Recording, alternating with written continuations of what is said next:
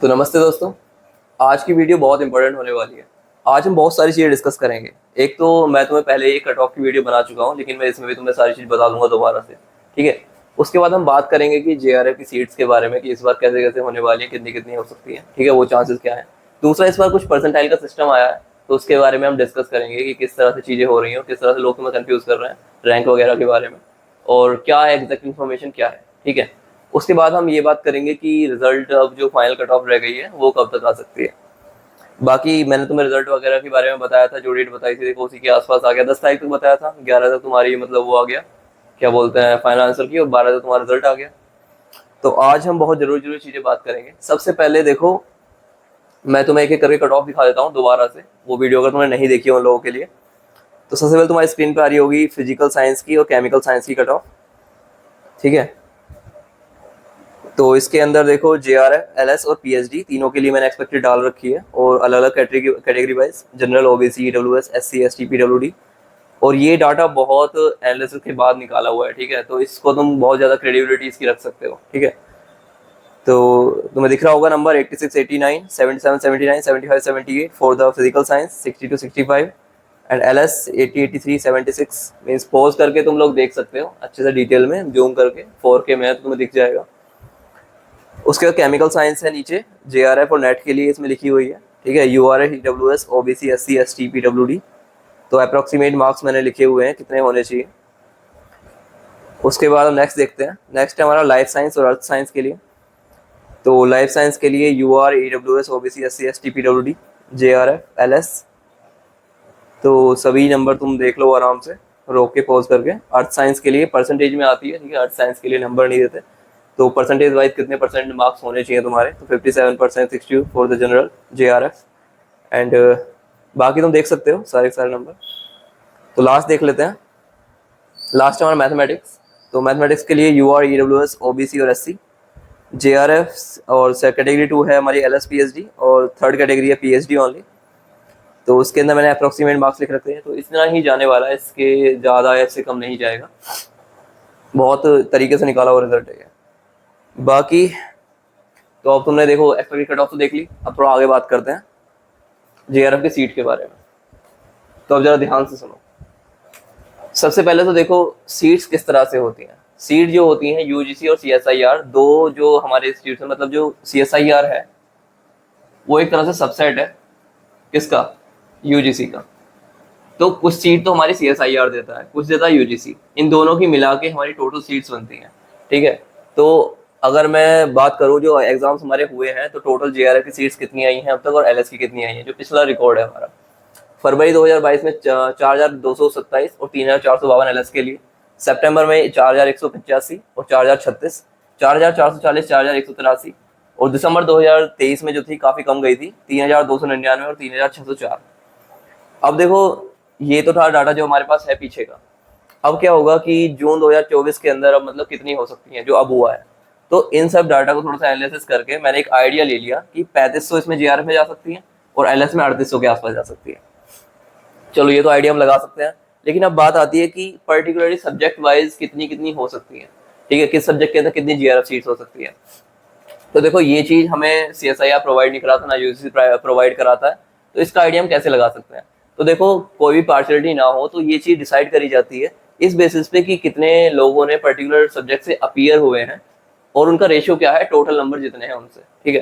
तो ये इन्फॉर्मेशन अभी अभी जब रिजल्ट आया, स्कोर कार्ड आया, तो उसके अंदर अर्थ साइंस के अंदर इतने अपीयर हुए 5171, और फिजिकल साइंस में इतने हुए 25,075, और मैथमेटिकल साइंस में हुए 29,118, 67,850 लाइफ साइंस के अंदर, और 36,315 केमिकल साइंस के अंदर। अब इनकी तुम परसेंटेज निकाल सकते हो, जो टोटल नंबर है सारे मिलके इतने लोग अपीयर हुए एग्जाम के अंदर। अब इनका रेशियो निकालेंगे कि अर्थ साइंस के कितने हैं इसके रेस्पेक्ट में, तो इसकी परसेंटेज निकालोगे तो कुछ आ जाएगी 3% के आसपास। तो उतने परसेंट, अब मतलब अलग अलग परसेंटेज निकाल लो कितने परसेंट बैठ रहे हैं टोटल नंबर से। तो जो रेशियो यहाँ पे होगा वही रेशियो सीट के हिसाब से होगा पर्टिकुलर सब्जेक्ट से। मान लो कि एक ऐसे आइडिया समझ लो कि 10,000 है। ठीक है, और 10,000 में से हमारे 10,000 अपीयर हुए टोटल, और 5,000 लाइफ साइंस के अपीयर हुए, और सीट है हमारी 100। तो 50 सीट लाइफ साइंस की होंगी। इस तरह से रेशो है, क्योंकि यहाँ पे भी डबल का है, यहाँ पे भी डबल का होगा। तो तुम जब यहाँ से परसेंटेज निकाल लोगे कि ये कितना परसेंट है इसका, तो उतना ही ये परसेंट होगा इस नंबर का JRF के लिए। तो इसके हिसाब से जो ये सीट्स हैं वो इतनी इतनी होनी चाहिए। अर्थ साइंस की जो आएंगी 105, फिजिकल साइंस की 536, और जो मैथमेटिकल साइंस की 623, और लाइफ साइंस की 1452, और इसकी केमिकल साइंस की 777। तो ये अप्रोक्सीमेट आइडिया है, इससे ज़्यादा या कम नहीं जाएंगी, ये बस थोड़ी बहुत आगे पीछे हो जाएंगी। वो डिपेंड करता है कि यहाँ सीट कितनी है, और ये भी 3500 के आसपास ही जाने वाली है। और लाइफ साइंस के अंदर 3800 है, तो उसकी सीट्स बनेंगी ये। तो अभी मैंने तुम्हें एक आइडिया दे दिया कि कितनी कितनी सीट्स हमारी जा सकती हैं। अब देखो ये भी क्या है कि कैटेगरी वाइज डिवाइड होती हैं। अब ये नहीं है कि शुरू के 105 जो होंगे वो सिलेक्ट हो जाएंगे JRF के अंदर, ऐसे नहीं होता। इसके अंदर क्या है 27% और मतलब परसेंटेज वाइज रिजर्व रहती है अलग अलग कैटेगरी के लिए। SC ST OBC general EWS उन सब के लिए रिजर्व रहती है। तो अगर जैसे मैं मान लूँ 105 के अंदर 50 सीट जो है हमारी वो SC के लिए रिजर्व है, तो टॉप मतलब 50 सीट वो SC से ही फिल करी जाएंगी उस पर्टिकुलर सब्जेक्ट के अंदर। तो इस तरह से चीजें होती हैं। तो अब देखो ये तो तुम्हें सीट तो पता लग गई। अब मैं बताता हूँ परसेंटाइल का सिस्टम क्या है। देखो जो परसेंटाइल आई है, मैं अपना एग्जांपल देके बताता हूँ। मैंने एक पिछली वीडियो में बताया है, मैं दोबारा बता देता हूँ, उसके बाद और भी कैसे बहुत सारे डाउट हैं जो क्लियर हो जाएंगे। तो जैसे मेरी परसेंटाइल है फिजिकल साइंस के अंदर 94.89, और ये कैंडिडेट है वो ये है जिनके मार्क्स मेरे बराबर हैं या उनसे कम है, मेरे से कम है, ठीक है। तो इसे मैं x मान लेता हूँ, और टोटल अपीयर कितने हुए फिजिकल साइंस के अंदर 2575। तो यहाँ से x निकाला मैंने 2307.95। तो ये वो स्टूडेंट्स हैं जिनके मेरे मार्क्स मेरे बराबर हैं या मेरे से कम है। अब मान लेता हूँ कि मेरे बराबर होने ज्यादा से ज्यादा 50 लोगों के मेरे बराबर हो जाएंगे मार्क्स, 50 से ज्यादा तो नहीं हो सकते। तो 50 मेरे बराबर हो गए, बचे हुए जो है हमारे कितने, 50 में से माइनस करोगे बचेगा 2 3 7 और 4 5 बचेगा 4 5, ठीक है। तो ये स्टूडेंट्स हैं जिनके मेरे से कम मार्क्स हैं। तो मेरे से आगे कितने हैं, अप्रोक्सीमेटली 1280 स्टूडेंट्स मेरे से आगे हैं। तो मेरी रैंक इससे कम तो होगी नहीं। तो जो रैंक होती है वो कैटेगरी वाइज नहीं होती, रैंक होती है तुम्हारे मार्क्स के अकॉर्डिंग, ठीक है। तो इनसे कम तो मेरी रैंक होगी नहीं, इनसे ज्यादा ही होगी।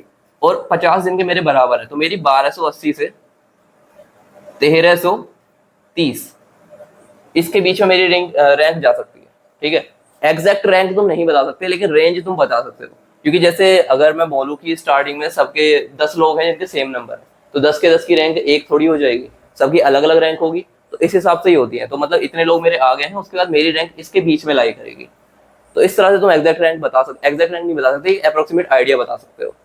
तो ये था बिल्कुल एग्जैक्ट डाटा जो होना चाहिए। बाकी वीडियो देखे कंफ्यूज मत हो कि तुम रैंक नहीं निकाल सकते, ये निकाल सकते। तुम्हें एग्जैक्ट आइडिया नहीं लगेगा, लेकिन बहुत क्लोज आइडिया लग जाएगा, ठीक है। अब हम बात करेंगे, आई होप तुम्हें ये चीज तो क्लियर होगी। अब रिजल्ट जो है हमारा देखो 11 में वो आ गया फाइनल आंसर की, और 12 में हमारा फाइनल स्कोर कार्ड आ गया। इसके बाद 10 से 15 दिन लगते हैं, ठीक है। तो 12 तारीख से 10 दिन कितने बैठते हैं, 22 तारीख। तो 22 तारीख तक या तो आ ही आ जाएगा डेफिनेटली। 22 तारीख तक नहीं आया तो 25 तक तो आ ही आ जाएगा। तो 22 से 25 तुम लगा सकते हो, 22 से 25 सितंबर तुम्हारा फाइनल स्कोर कार्ड आ जाएगा। और देखो पिछली बार वाली प्रेडिक्शन में मेरी राइट हुई थी, तो ये भी मोस्ट प्रोबेबली हो ही जाएगी, क्योंकि ऐसे ही हवाबाजी तो है नहीं, ठीक है। बाकी देखो अब तुम अपनी अपनी रैंक बता सकते हो। और तुम्हें कोई भी डाउट हो, मैंने पर्सनली भी मतलब लोगों ने मुझे मैसेज करे हैं, तो मैंने उन्हें भी रिप्लाई करा है। मैंने सबको कमेंट में भी रिप्लाई करा था, और मैं करता ही हूँ, ठीक है। मेरे को पता है तुम लोग परेशान रहते हो, तो परेशान नहीं होना चाहिए, मैं हूँ तुम्हारे साथ। बाकी देखो मेरा जो चैनल है वो पर्टिकुलरली फिजिक्स के लिए है। मैं फिजिक्स पढ़ाता हूँ और खुद भी मैं तैयारी कर रहा हूँ, ठीक है। तो तुम लोग देखोगे तो उसके अंदर मैंने सारे लेक्चर्स डाल रखे हैं, मतलब जितने भी फिजिक्स के अंदर टॉपिक्स हमारे सब्जेक्ट्स हैं सब कवर्ड है। और जो मेरा स्कोर था ये बस मैंने 1/4 सिलेबस किया था अभी, तो उसके बेसिस पे ही मेरा इतना स्कोर बन गया था। अभी मैं जब कवर्ड मतलब पूरा सिलेबस कवर हुआ नहीं है, तो इस दिसंबर तक हो ही जाएगा, तब मेरा काफ़ी अच्छा स्कोर बन सकता है और भी। तो अगर तुम उसको देखोगे तो उनसे ही मैं तैयारी कर रहा हूँ। तो अगर तुम्हें भी थोड़ा अच्छा स्कोर लेके आना है तो तुम उससे तैयारी कर सकते हो। बाकी देखो 1-1 2-2 घंटे के लेक्चर्स होते हैं, वो टेलीग्राम पे पड़े रहते हैं, मतलब कॉपीराइटेड थोड़े से पायरेटेड रहते हैं। लेकिन उन्हीं लेक्चर्स को 1 घंटे को मैंने कंप्रेस करके 20 मिनट के आसपास का बना रखा है। तो तुम्हें इधर उधर की बकवास सुनने की जरूरत नहीं है कि उसके अंदर इधर उधर से बात करते रहते हैं, तो तुम्हारा टाइम वेस्ट होता है। तो तुम कम टाइम में सब कुछ रिवाइज कर सकते हो। तुमने पहले से कोचिंग ले रखी है और तुम्हें रिवाइज करना है सिलेबस, तो तुम मेरी वीडियोस देख सकते हो, वो बहुत ज्यादा हेल्प करेंगी तुम्हें। एक बार चेक करके देखो, सबसे बेटर स्टार्टिंग से लेक्चर स्टार्ट करना, बीच का मत उठाना, ठीक है, तो एक बार चेक करो। और दूसरा, मैं काफ़ी एंटरटेनिंग वे में तुम्हें मतलब साइंस को बताने की कोशिश करता हूँ, और मतलब थोड़ा सा मोटिवेशनल कोट्स भी डालता हूँ। तो अगर तुम्हें इन्फॉर्मेशन वैल्यूएबल लग रही है और तुम्हें लग रहा है कि मैं चीज़ें अच्छे से बता रहा हूँ, तो चैनल को सब्सक्राइब करो, ताकि तुम्हें मैं इन्फॉर्मेशन सही से और ज़्यादा दे सकूँ। इससे मतलब मोटिवेशन मिलता है ना, कि जब लोग सपोर्ट करते हैं कि हाँ और ज़्यादा हमें अच्छे से इन्फॉर्मेशन देनी चाहिए। तो अगर तुम्हें इसके अंदर अभी भी कोई डाउट आ रहा है कहीं पे भी, तो तुम अभी भी कमेंट सेक्शन में कर सकते हो। ठीक है, अपनी कमेंट करो और मैं तुम्हें जवाब जरूर दूंगा। तो चलिए यहीं बंद करते हैं आज की video. All the best to all of